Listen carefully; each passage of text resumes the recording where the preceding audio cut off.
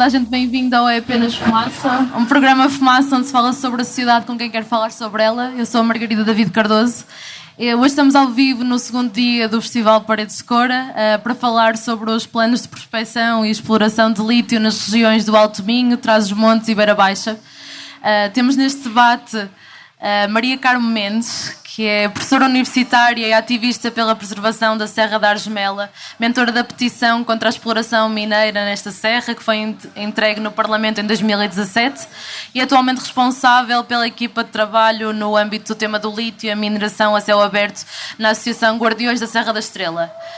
Temos também Teresa Fontão, geóloga e ativista anti-lítio no movimento SOS Serra d'Arga. Nos últimos meses participou em várias sessões públicas sobre os impactos da prospecção e exploração de lítio a convite de movimentos contra a exploração.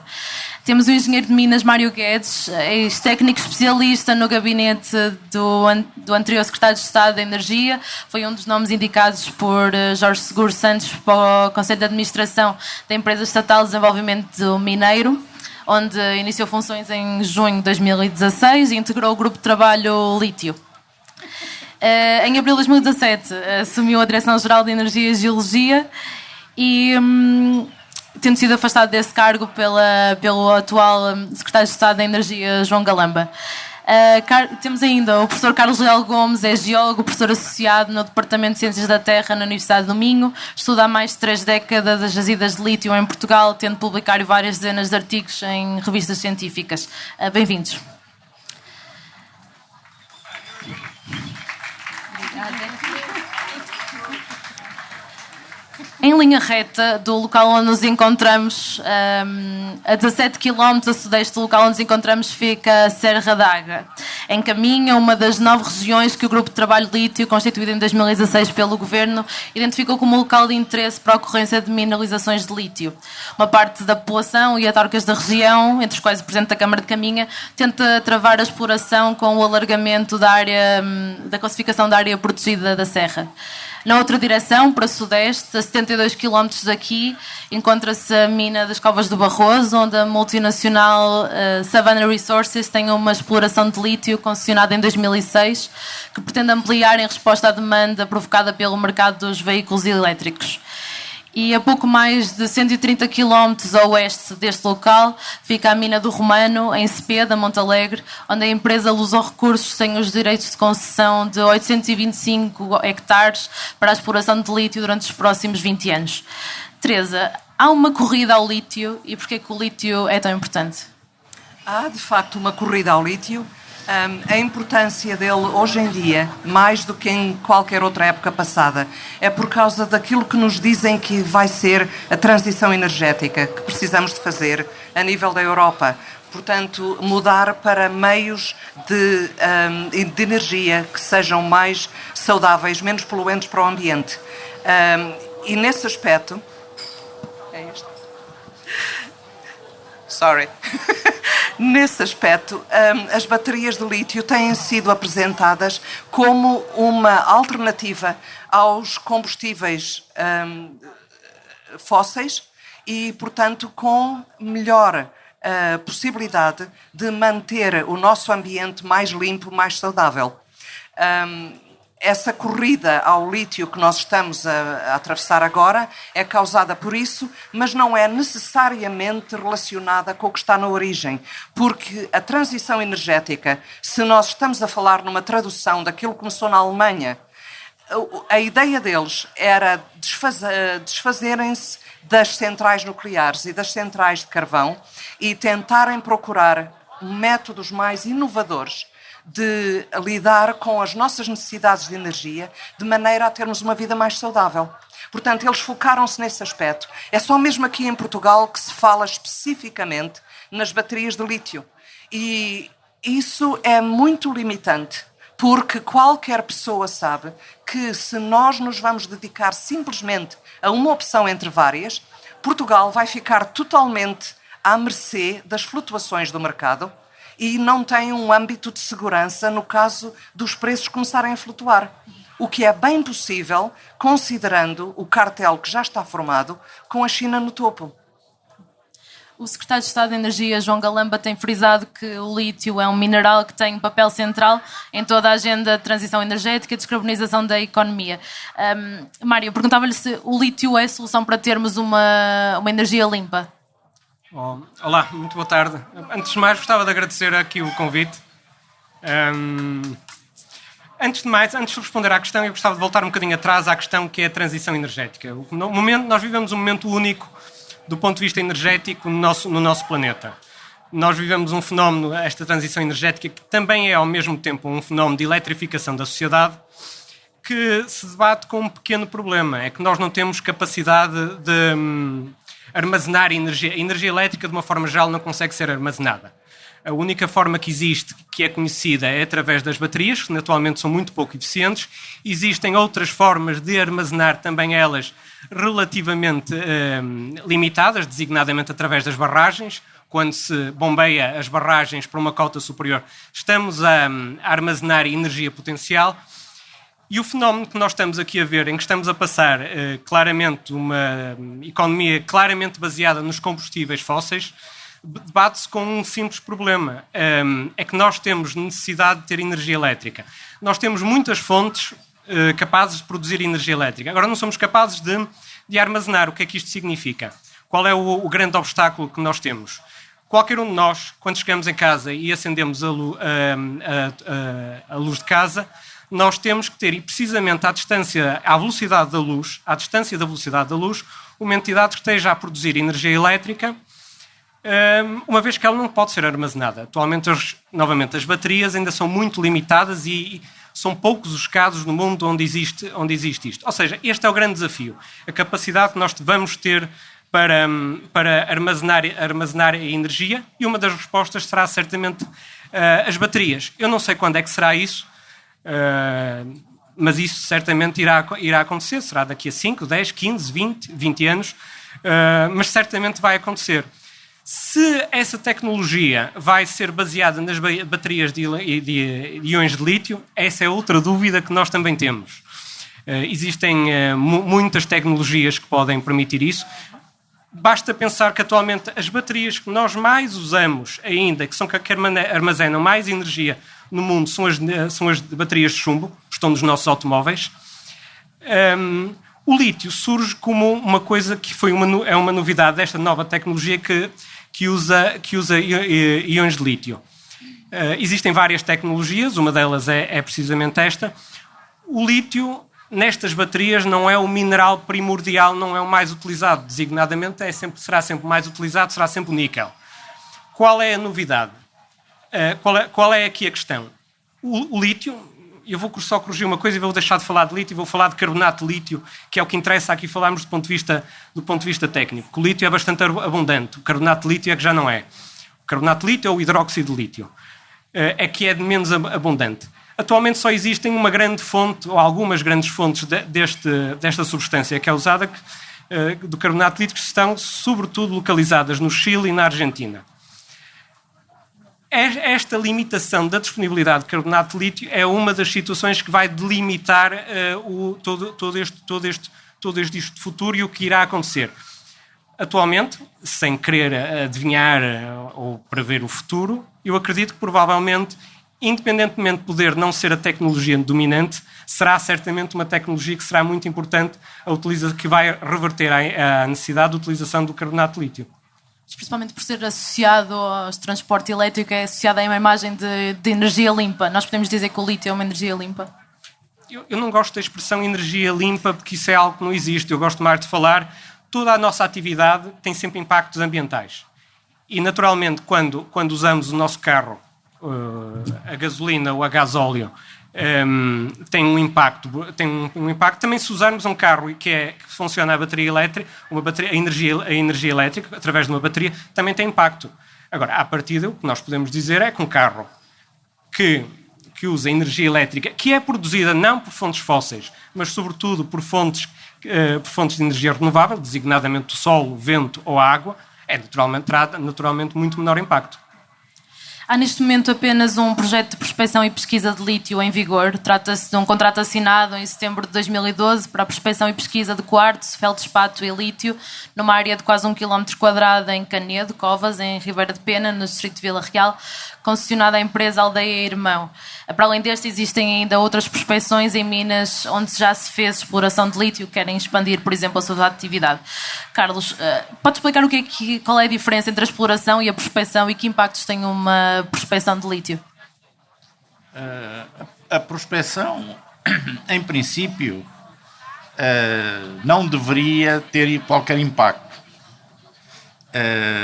A prospecção pede-se que seja precisamente uma forma de aceder ao conhecimento que não envolva agressão ao ambiente e que envolva o mínimo de custos. E tem sido assim. No entanto, nesta última incidência do lítio, e até parece que a tabela periódica em Portugal só tem um elemento, não tem. A tabela periódica em Portugal é igual à tabela periódica do mundo inteiro. Tem uma data de elementos, tem muitas minas, tem muitas intenções de prospecção. O lítio, para mim, não é mais do que um elemento e até o menos interessante deles todos. Em termos naturais, o lítio é um metal alcalino, como o sódio, o potássio, enfim, não tem nada de especial.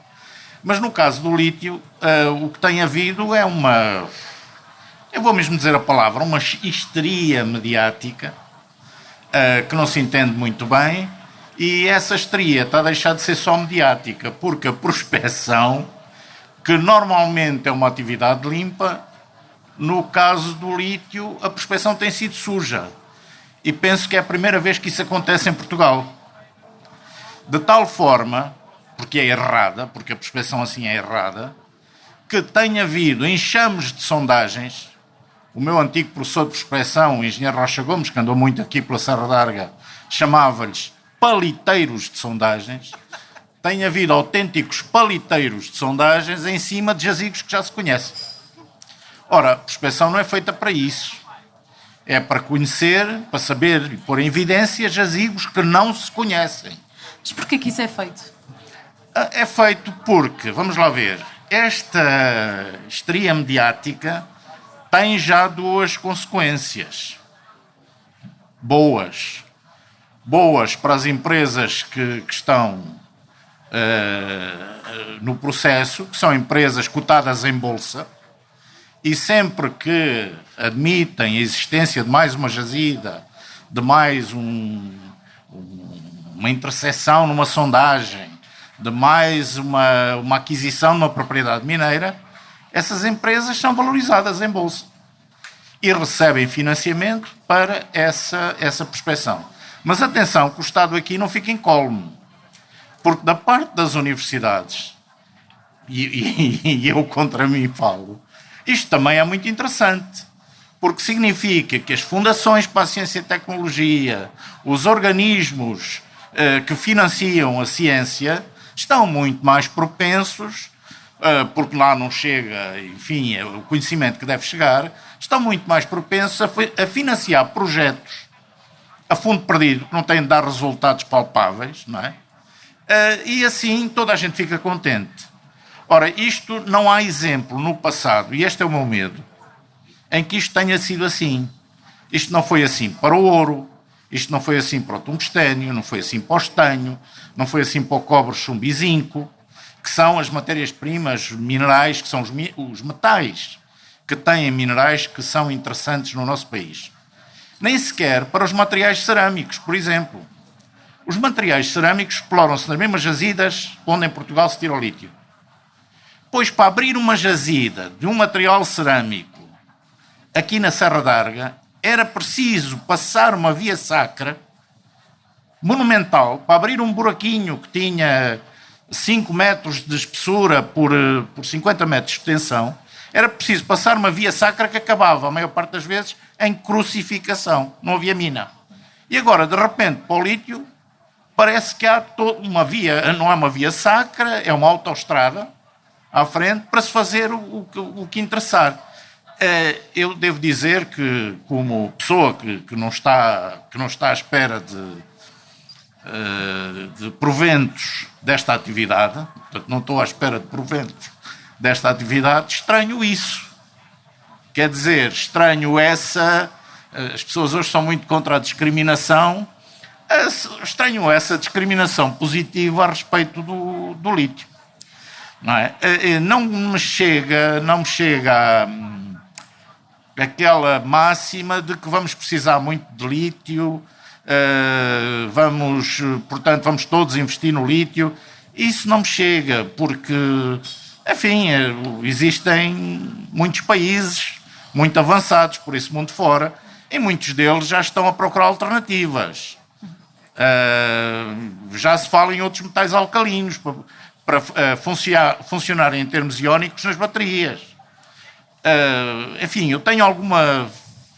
Portanto, essa máxima de que vai ser o lítio, vai ser arrasador. Bom, depois há uma coisa. Dizem sempre que Portugal está em 6º lugar nos recursos de lítio em termos mundiais. Aqueles que trabalham em geologia, que aprenderam geologia, conhecem uma coisa que é a escala de Mohs. A escala de Mohs é uma escala de dureza, tem 10 termos. E esses 10 termos, se compararmos a distância que vai do corindo, da dureza real do corindo, para a dureza do diamante, estão lá 2 vezes a escala de Mohs do talco ao corindo. Portanto, quando se fala dos recursos da Bolívia, mais o Chile, mais a Argentina, estamos a falar disto. Portanto, o tal 6º lugar de Portugal é uma coisa ridícula. Aliás, cá nunca se tirou lítio de sítio nenhum, nunca se vendeu lítio. O que se vendeu, e as contas são feitas a isso, são minerais industriais cerâmicos com lítio no seu interior. Nunca se fez isso. Portanto, há todos esses problemas, há todas essas dificuldades a passar, e depois há um problema terrível. É que fala-se no lítio. Eu não vejo falar nos minerais de lítio. É que nós temos, em condições de se poder tirar lítio de lá, temos 18 minerais. Em Portugal, em condições de se poder tirar lítio de lá, temos 8 minerais. E nenhum deles é a zabuielite, que é o carbonato de lítio que existe na China e que tem 44% de Li2O. Enquanto o nosso melhor mineral, que é a spodumena, tem 8% de Li2O, e a nossa spodumena é uma spodumena que deriva da petalite. Portanto, os jazigos de spodumena não podem ter mais de 4% de Li2O. E, portanto, com todas as impurezas que lá estão, aquilo vem para o máximo 2,5% de Li2O. O que significa que a maior parte dos nossos jazigos, se houver um dia um mercado global, são claramente subeconómicos. Mário, mas voltando à questão do momento em que estamos agora, é possível dizer que a prospecção é meio caminho andado para que se faça exploração? Essa é uma pergunta que tem várias respostas, porque depende, acima de tudo, do resultado da prospecção. Aqui o professor Carlos Leal Gomes estava a falar aparecem em várias literatura e em vários jornais em que Portugal tem as 6º reservas, o 6º recurso mundial em termos de lítio. Eu queria começar por desmistificar isto, que isto não é verdade. Isto surge porque existe um documento que é publicado anualmente pelo US Geological Survey, que aborda um sem número de matérias-primas, e uma delas está precisamente lá o lítio. E a contabilização que eles fazem ao lítio, para além do número estar errado, eles fazem numa lógica diferente, que é a lógica do material cerâmico. Por isso, quando estávamos aqui a falar que Portugal tem a 6ª maior recurso ou reserva, eu vou tratar da mesma forma, recurso e reserva, apesar de serem coisas diferentes, é algo que não corresponde com a realidade. Existem muitos outros países com um recurso muito superior. A grande dúvida que nós temos no país é sabermos qual é o potencial em termos de volume, ou de massa, se quisermos, que é o termo correto, que temos em termos de minerais de lítio. Essa é que é a dúvida. Por isso é que nós temos que, acima de tudo, fazer prospecção. Temos que conhecer o país, que é para saber se existe. E se existir, depois tem que se avaliar se é tecnicamente viável, se é economicamente viável, se é ambientalmente viável e se é socialmente viável. Ou seja, temos uma montanha de se's até lá chegar. Se existir, se tecnicamente, se for económico, pergunta se é um meio caminho. Não é meio caminho, é apenas o início. Isto sabendo que isto é uma estatística mundial, que de uma forma geral, em que só apenas 1 em cada 100 projetos mineiros de prospecção que existem é que chegam depois à parte de exploração. O valor varia de acordo com as geografias, mas o número médio que se vai comentando é só 1 em cada 100. O Concelho de Boticas tinha em 2017 pouco mais de 5.000 habitantes e cerca de metade estão reformados. Por cada 100 jovens há mais de 130 a 350 idosos. David Harsher, o presidente executivo da multinacional Savannah Resources, que tem a concessão da mina nas Covas do Barroso, diz que o projeto prevê a criação de cerca de 300 postos de trabalho diretos a longo prazo, repartido pelas áreas técnicas, administrativas e de suporte. Maria, para quem é que são estes empregos e isto são boas notícias para Boticas? Antes de mais, muito boa tarde a todos e agradeço o convite que me foi feito para estar aqui presente. Eu estou aqui em representação não apenas de Covas do Barroso, como também de Montalegre e como também da Aresmela, que são os 3 pedidos que já se encontram para exploração neste momento. Ora, relativamente aos postos de trabalho, eu não compreendo muito bem como é que essas empresas trabalham essas estimativas, porque, de facto, para Covas do Barroso, a Savannah Resources prevê 300 empregos diretos e 600 indiretos.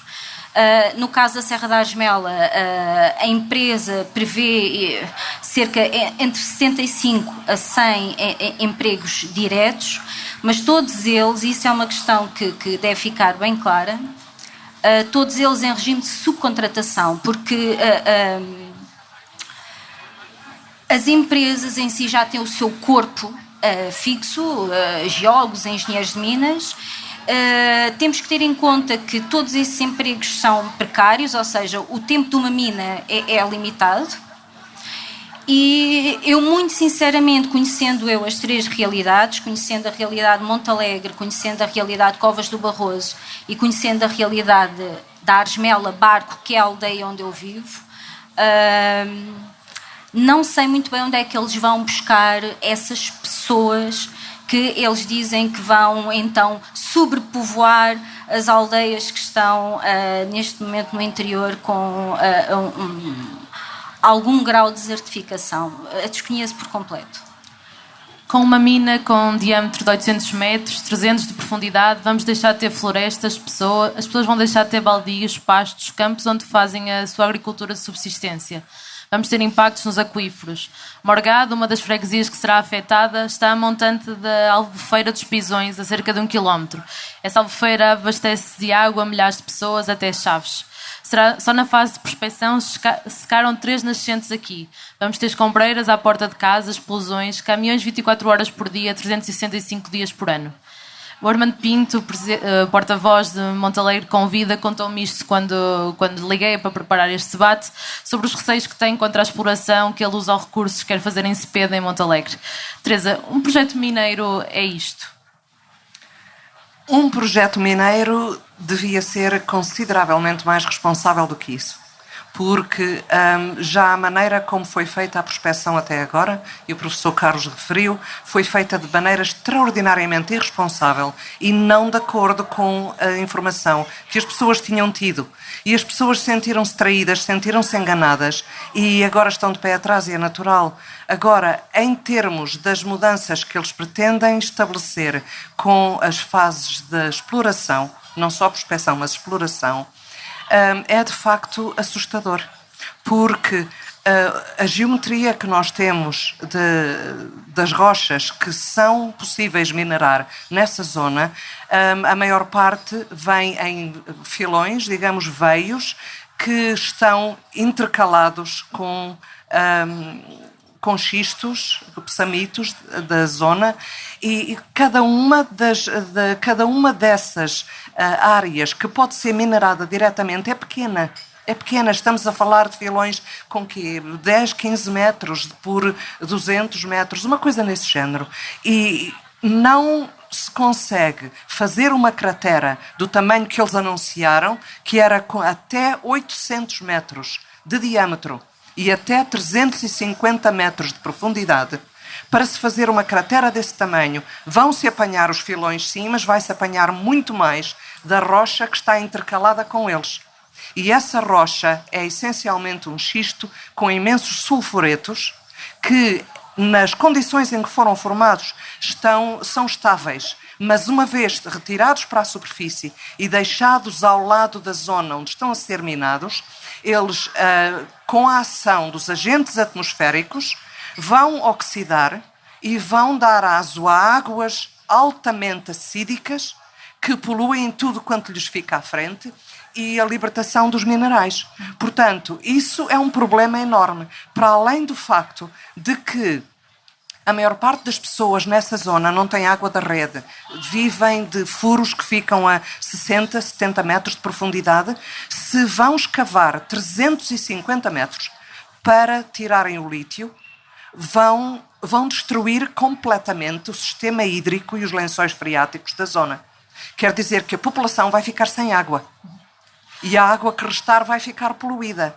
Para não falar também das necessidades de energia, porque nós ainda não sabemos bem se nessa zona, se vamos ficar limitados simplesmente à extração dos minérios de lítio, ou se seria também à sua transformação. Porque, inicialmente, pelo menos as companhias mineiras pensavam que isso iria acontecer. O Sr. Ministro do Ambiente disse-me que não era para ficar aí uma refinaria, mas não há confirmação de um modo ou outro. E as refinarias, então, sim, são extraordinariamente problemáticas para o meio ambiente. Carlos, isto porque, para algum contexto, o lítio não está apenas disponível em salmoura, essencialmente lagos salgados, como é o caso das grandes explorações da América do Sul. Também pode ser extraído através dos pigmatitos, como já falamos. A rocha contém o lítio. A Luz ao Recurso, que tem os direitos de exploração em Cepeda, em Montalegre, anunciou que a exploração será feita primeiro a céu aberto, passando depois à cota das aldeias para um túnel. Carlos, ia-lhe perguntar qual era a diferença e qual é o impacto de uma mina a céu aberto. A diferença que há nesse caso entre a exploração a céu aberto e a exploração subterrânea é essencialmente uma diferença paisagística. O impacto paisagístico do céu aberto é maior do que o impacto paisagístico de uma mina subterrânea. Também, no caso de uma mina a céu aberto, as rochas encaixantes, que são as rochas envolventes dos pegmatitos, vão ser mais disponibilizadas com superfícies específicas mais propícias à alteração e, portanto, à contaminação. Nesse aspecto, a exploração subterrânea é melhor. Enfim, são essas as principais diferenças. Mas é preciso ver que passar de um céu aberto para uma mina subterrânea não elimina um facto. Aquilo que nós chamamos o upper pit limit, que é a circunferência, o polígono, se quiser, que delimita o céu aberto. Quer dizer, tudo depende dessa...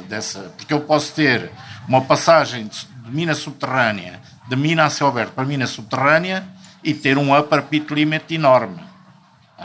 Enorme. Há bocado falou na história da irresponsabilidade da prospecção, de muitos furos concentrados junto de... Eu não lhe chamaria irresponsabilidade, chamaria-lhe a agressividade, um processo agressivo. Porque, por exemplo, esse processo na Namíbia, ou na Austrália, ou, enfim, num país da América do Sul, ninguém ligaria. Nós não estamos num país desses. Portanto, há aqui uma primeira coisa que é preciso considerar e que não nos podemos esquecer. Isto é Portugal, não é? Portugal tem características. Tem, por exemplo, estas reuniões cheias de gente, este turismo todo que nós queremos. Temos de ver o que é que queremos. Se é isto de facto ou se queremos outra coisa. É evidente que se eu estivesse a falar no deserto do Namibe, no sudoeste de Angola, e se me viessem dizer, para já ninguém faria um paliteiro de sondagens lá em cima de um filão, porque não teria que provar nada. Não faria isso. Procuraria era encontrar um novo filão, que se faz de outra maneira. Ninguém lá prospectaria para fazer figura perante financiadores. Lá uma pessoa prospectaria para encontrar uma jazida. Não é? Portanto, começaria por aí. Mas lá isso é admissível. Não é? Isso é admissível. O que há aqui é que, em termos mediáticos, está a haver um desequilíbrio enorme em tudo. E as pessoas que, de facto, têm conhecimento não atalham este desequilíbrio. Porque há 3 paradigmas que estão aqui em causa.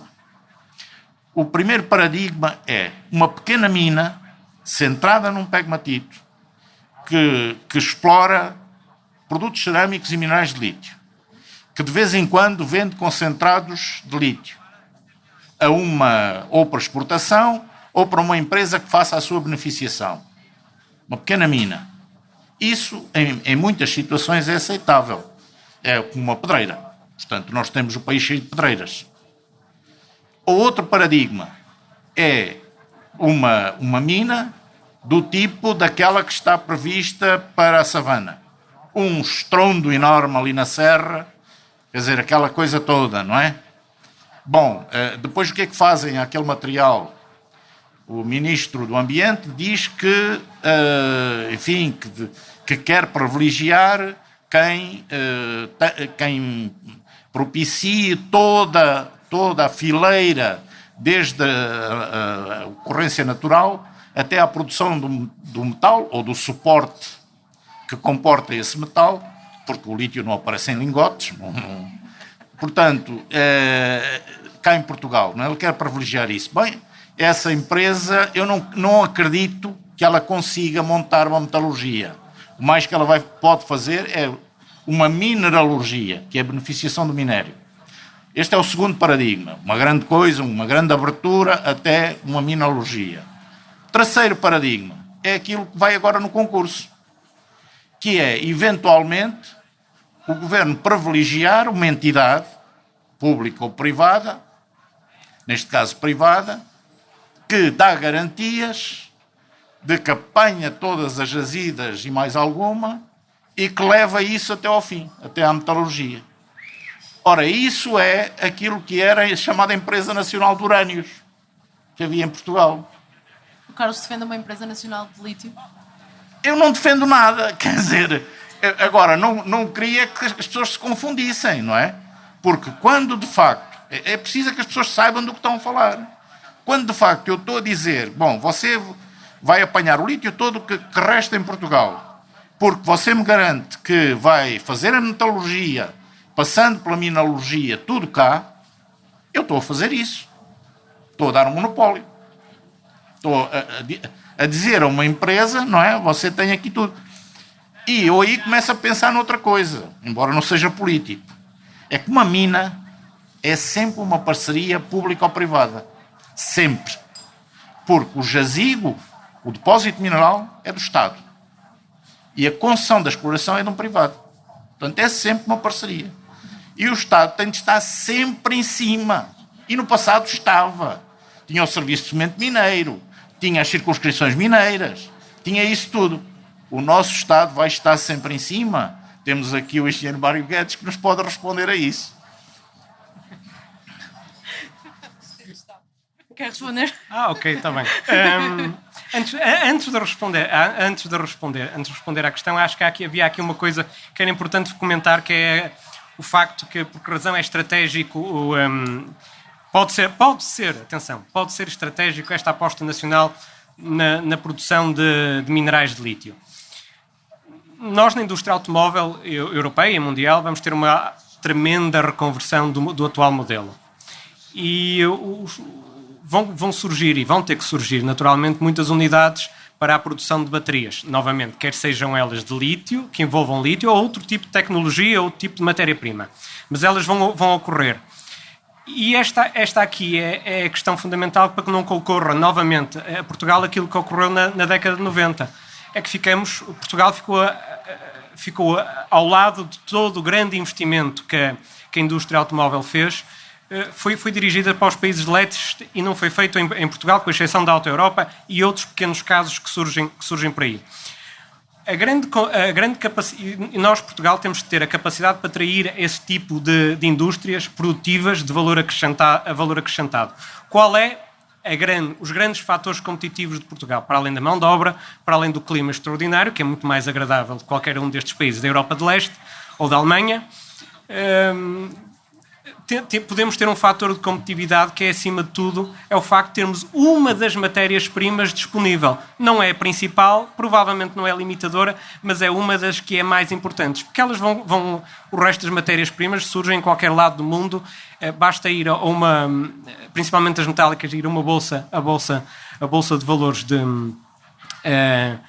a London, em Londres, que as empresas conseguem se abastecer. Agora, o potencial de termos esta matéria-prima aqui pode-nos servir de ser capacitador de conseguirmos trazer estas fábricas de produção de baterias e, consequentemente, depois também das tecnologias adjacentes ao automóvel, que o automóvel do futuro vai ser completamente diferente se ele for elétrico e se usar baterias, novamente.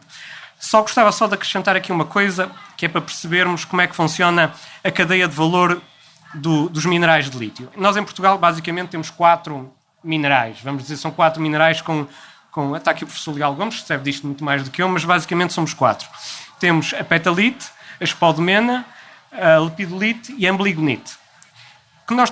O objetivo é pegar nestes minerais de lítio, que por si só não servem rigorosamente para nada, passar com que, para já conseguir separar estes minerais dentro dos minérios e dentro do solo.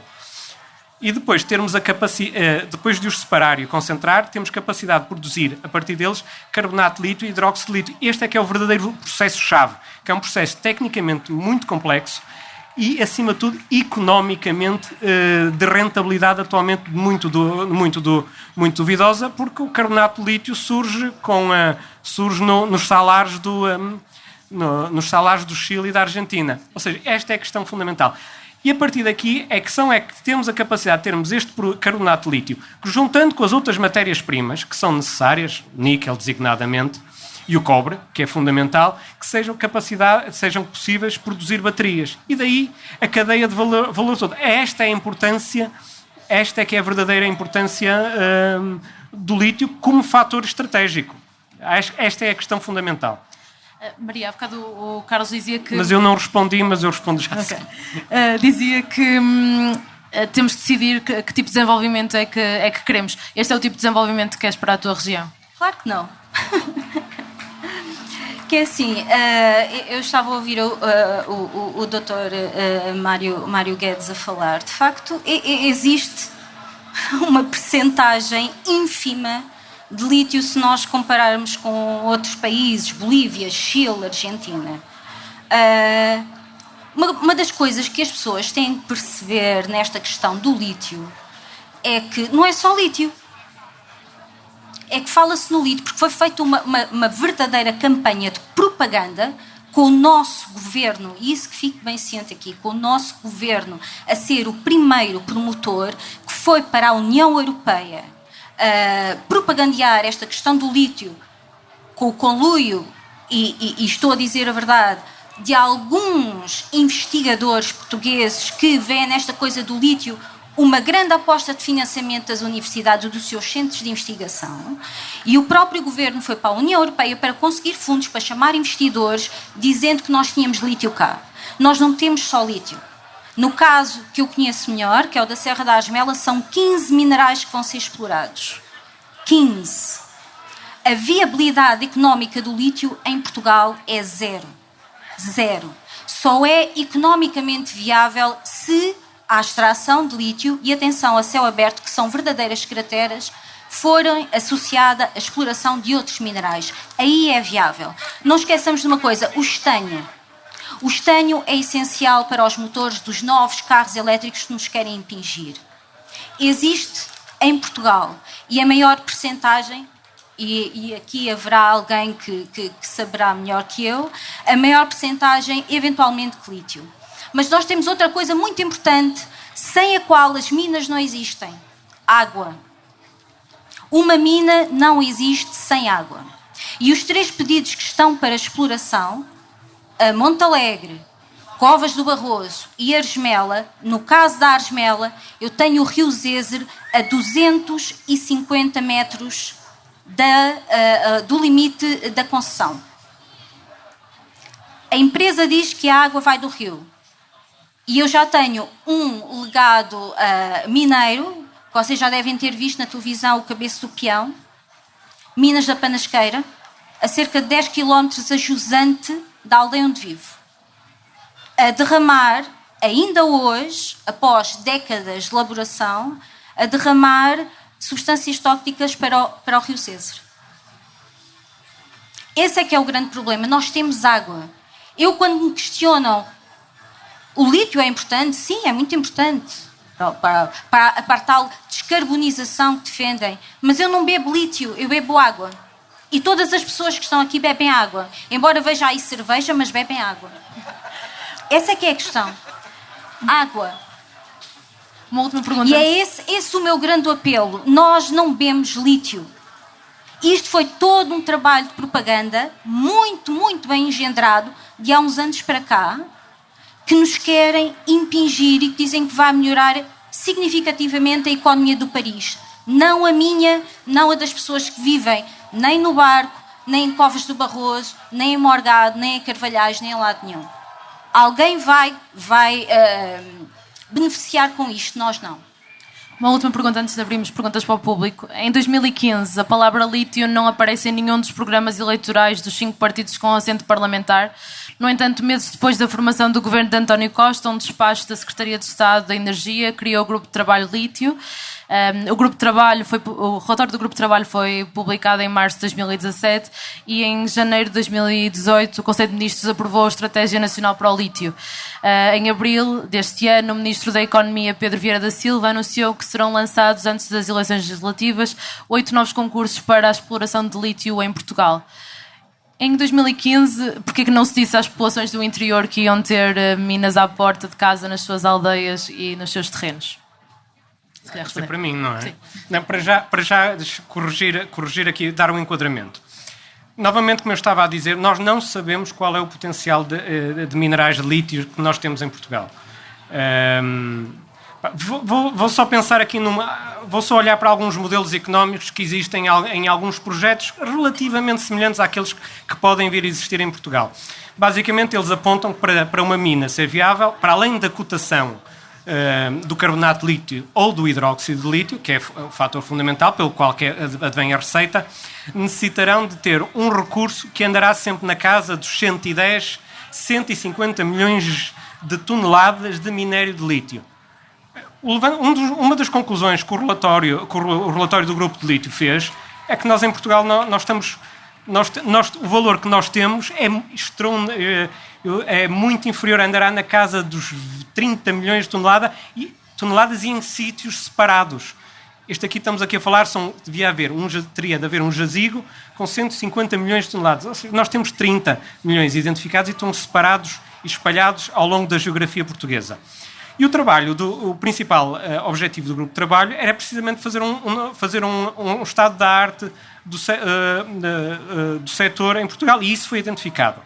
Uma das conclusões que foi realizada é o lançamento de um concurso. O concurso não é para exploração, é para prospecção, que é uma coisa muito diferente. Foram identificadas quais são as áreas com maior potencial, que é para depois, em cima delas, se fazerem trabalhos de prospecção, não é de exploração. São coisas completas. Foram identificadas 9 áreas. Como? Foram identificadas 9 áreas. 13. O número são 13, mas depois podemos dividi-las conforme quisermos. Mas o que foi identificado são áreas com potencial. Agora, isto não significa que exista. Significa apenas que a geologia indica que existe essa possibilidade. E é para prospecção.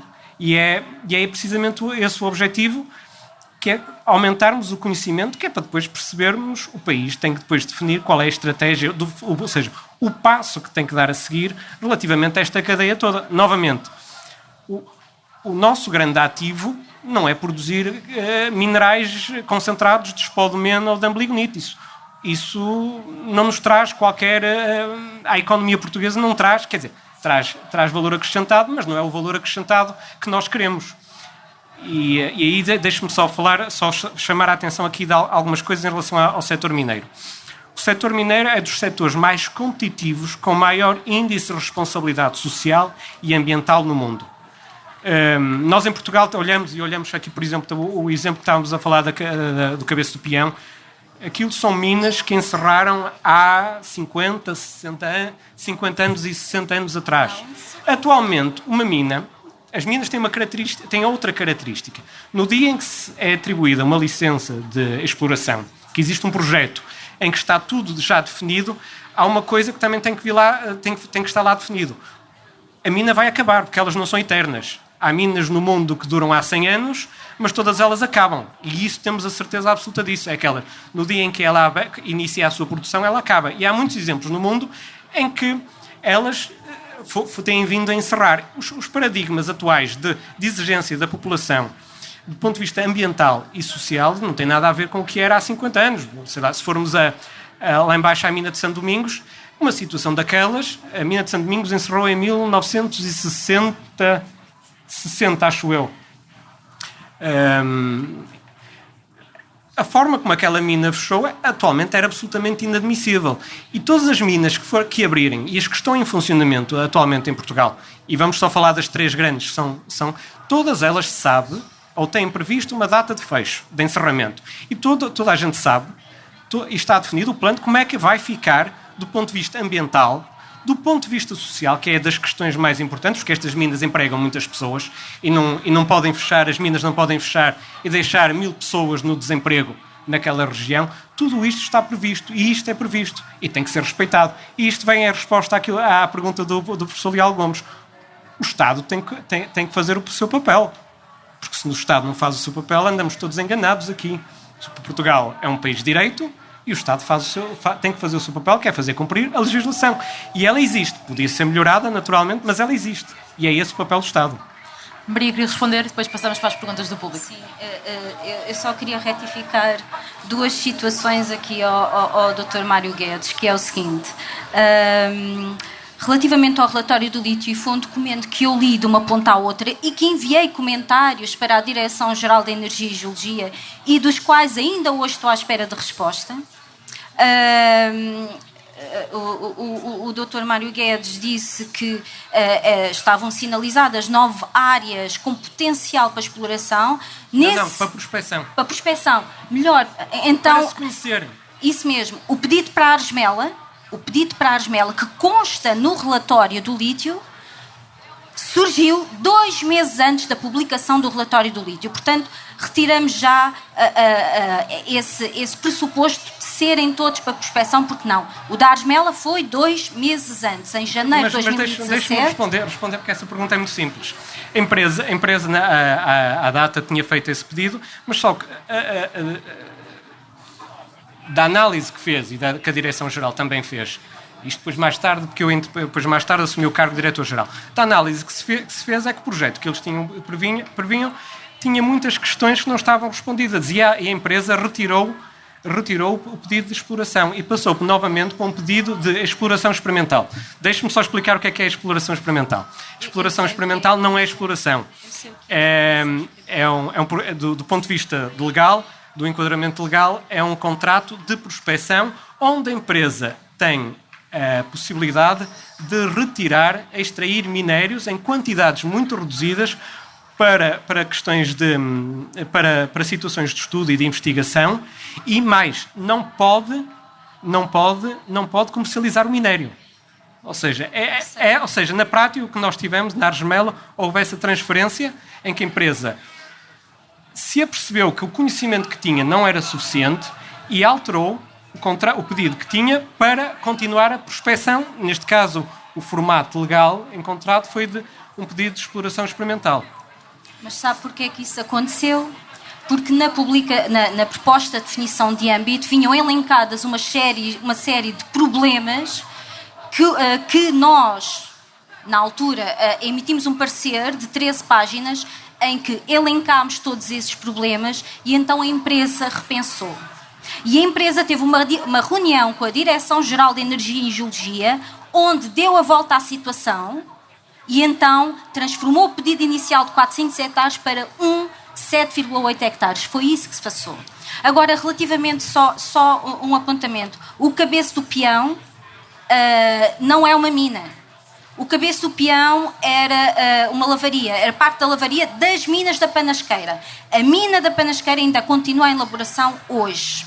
O que aconteceu foi a desanexação da lavaria, que hoje é pertença do município do Fundão.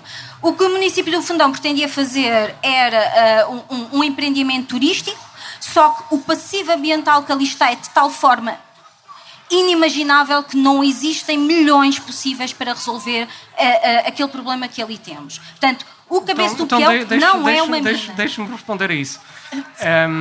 A mina da Panasqueira é uma mina que existe em funcionamento desde 1896. 92, os primeiros atos são de 92.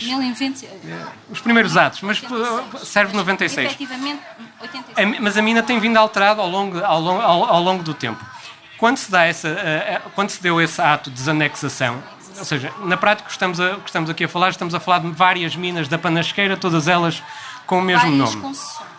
Todas elas com vários nomes. Aquilo cai no âmbito de um enquadramento que era uma situação que foi definida em 2001 através de uma resolução do Conselho de Ministros, que é as antigas áreas mineiras abandonadas.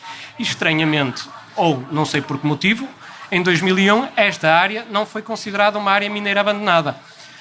Portugal, atualmente, já investiu mais de 100 milhões na recuperação das antigas áreas mineiras.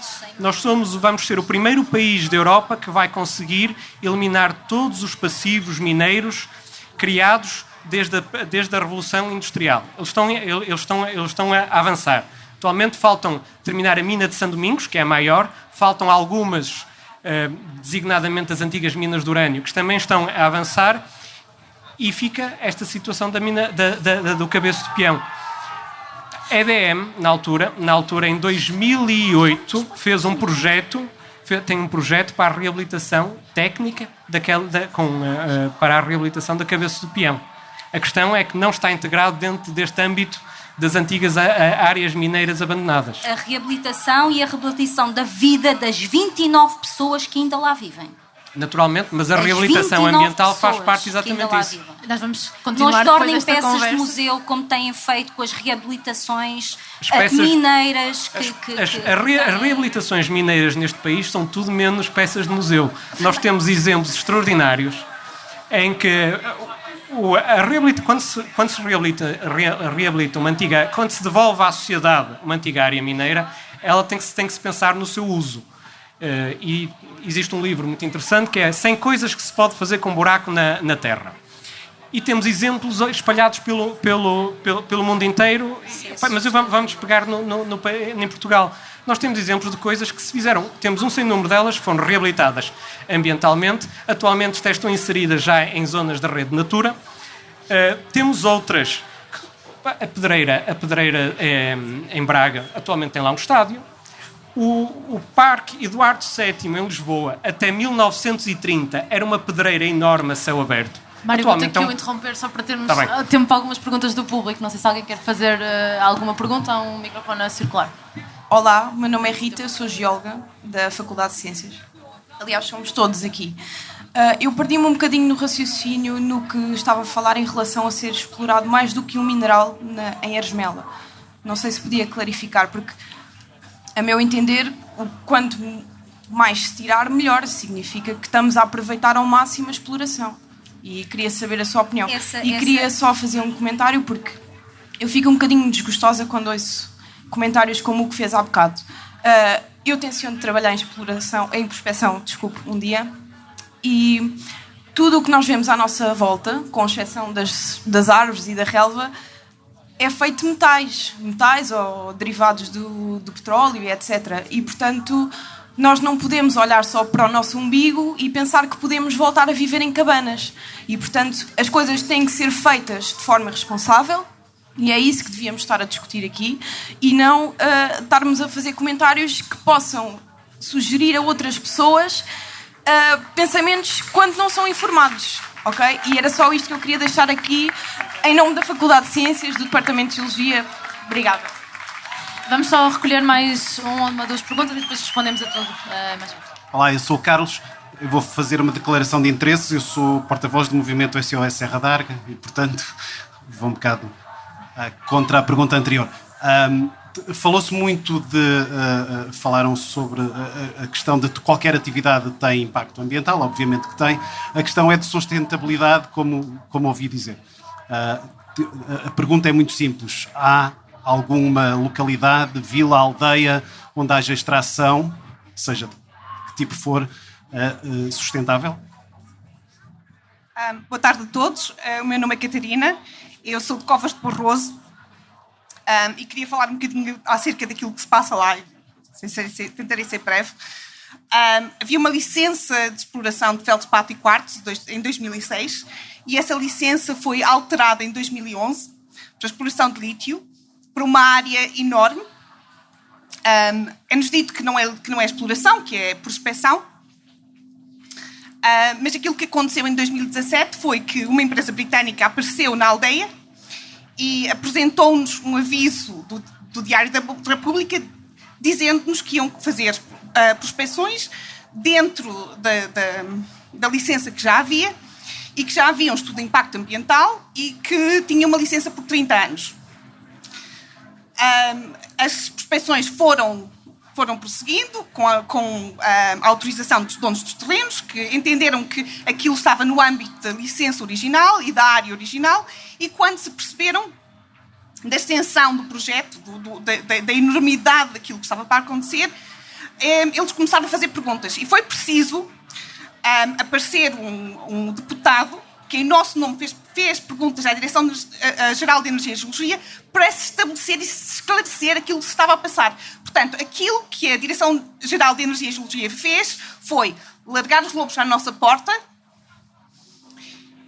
e deixar que eles andassem lá sem esclarecer a população, sem falar com a população, sem lhes dizer exatamente que direitos é que nós tínhamos, que área é que eles tinham direito de explorar, que área que eles tinham direito de fazer prospecção e, portanto, é assim, se é assim que as coisas se processam. Eu acredito que estamos numa democracia, num Estado de Direito, acredito na democracia e no Estado de Direito em que vivemos, mas é assim, as leis são para se respeitar e é assim, que leis é que nós temos relativamente à proteção da população? É assim, as empresas, é a responsabilidade das empresas informarem e falarem com as populações? Quer dizer, temos os lobos a tomar conta das galinhas, é isso que se passa, porque até agora a Direção-Geral de Energia e Geologia ainda não veio falar com a população. Obrigada. Temos 2 ou 3 minutos para responder. Ia pedir que respondesse à primeira e depois quem quiser. É assim, eu não tenho nada contra geólogos, nem contra engenheiros de minas. Aliás, eu até me dou bem com todos.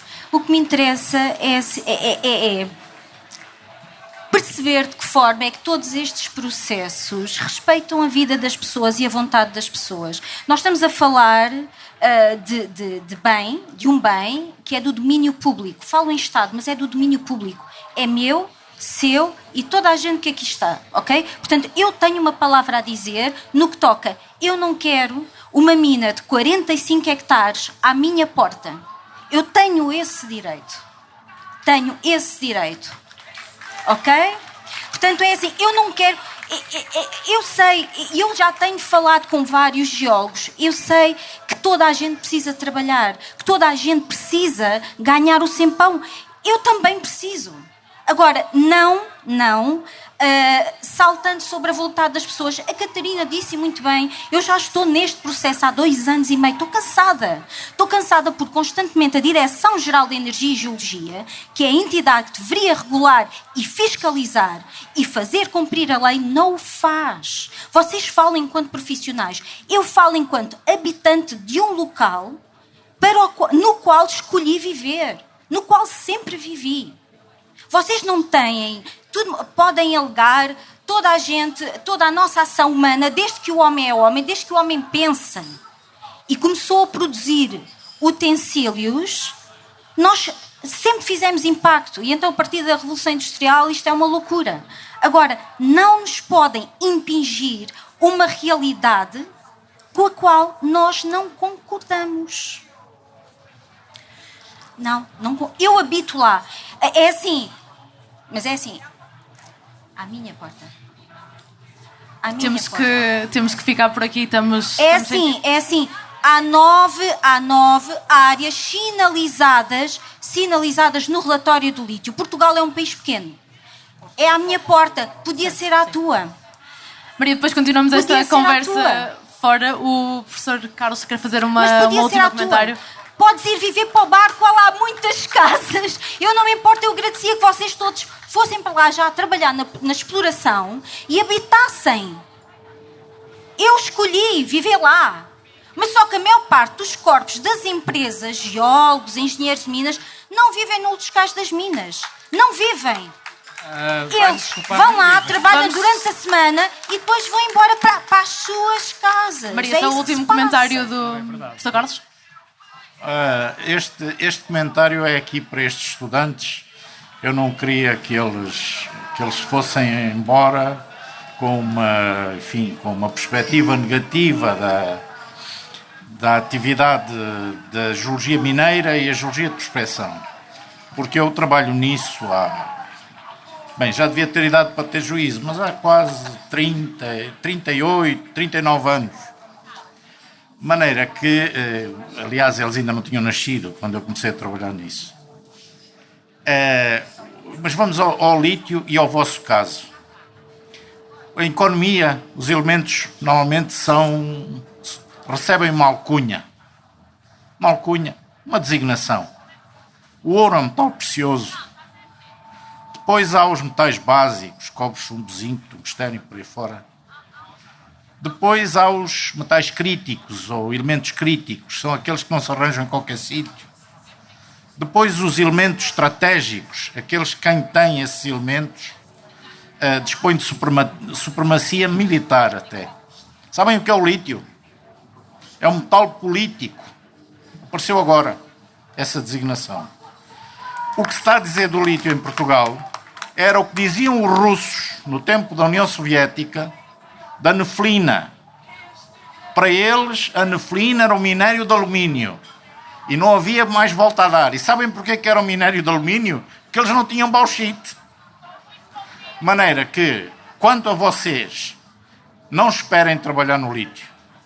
Garanto que nenhum de vocês que aí está, ou muito poucos, ou quase nenhum, vai trabalhar em lítio. Eu concentrava-me, sabem em quê? No ouro, no tântalo e no nióbio. Esses não estão a perder. Ao longo do tempo não estão a perder. Ouça, nos jazigos vulcanogénicos. É aí. Esqueçam o lítio, concentrem-se noutros metais que Portugal tem. Percebem? Isso é que estão a fazer alguma coisa pelo vosso futuro. Esta foi mais uma entrevista do Apenas Fumaça, um programa Fumaça onde se fala sobre a sociedade com quem quer falar sobre ela. Obrigada Maria do Carmo Mendes, Teresa Fontão, Mário Guedes e Carlos Leal Gomes, e obrigada a todas as pessoas que estiveram a participar e a assistir a este debate. Esta entrevista foi preparada por mim, Margarida David Cardoso, pelo Pedro Miguel Santos e pelo Bernardo Afonso, que está a fazer a edição de som. A Joana Batista fez a edição de vídeo e as fotografias. Fazem ainda parte da equipa Fumaça Ana Freitas, o Frederico Raposo, a Maria Almeida, o Mota Fecho, o Ricardo Silves Ribeiro, a Sofia Rocha e o Tomás Pinho. A música é dos Lutz Fever. Podem ouvir mais episódios em fumaca.pt, no Spotify ou na vossa aplicação de podcasts. Obrigada.